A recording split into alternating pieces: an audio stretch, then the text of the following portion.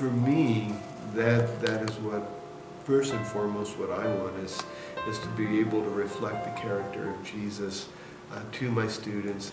I raised the knife, now I wish I wasn't.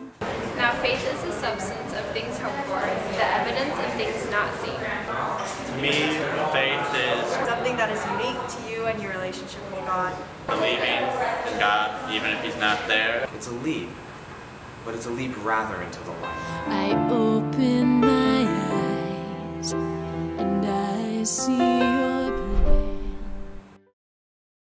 This is Suzi Hayes, Director of the Little Lambs program here at the Eau Claire Seventh-day Adventist Church. We'd like to know what's going on with the Little Lambs program. Can you please tell us? We start out, we pray and ask the Lord to be with us and to help us learn about the world around us.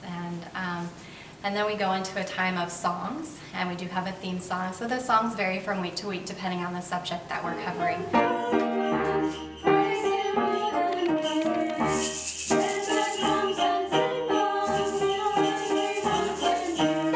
Well, some of the things we go over, and it's hard for a child to understand, like when we do the healthy bodies, because what they see on the outside is skin, and that's all they know. So they don't really understand there's actually stuff underneath the skin. And God has made us bones, that's our skeletal structure, you know, and then the muscles and tendons that go on top, and then our skin is the protective layer.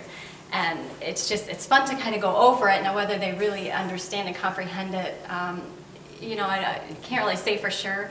But at least it's a starting point and a stepping stone, and you know, with repetitiveness, you know, if we did the same lesson, you know, every month, they would probably get a little bit more out of it, actually. Was that very nice? No, that wasn't nice at all. The most recent one we went to was to the maple syrup park ground. It's in St. Joe County in New Carlisle, Indiana. And the kids were able to learn about where the sap comes, or where the maple syrup comes from, which is obviously from tapping trees and getting the syrup out. So they got to walk through that whole step, and they got to taste some of it. And then we also were able to have a pancake breakfast with some of the maple syrup that they make, that the park ground makes. With the 2- and 3-year-old, which are the age group that we have in our class, it's hard to go too deep because they don't really comprehend that much.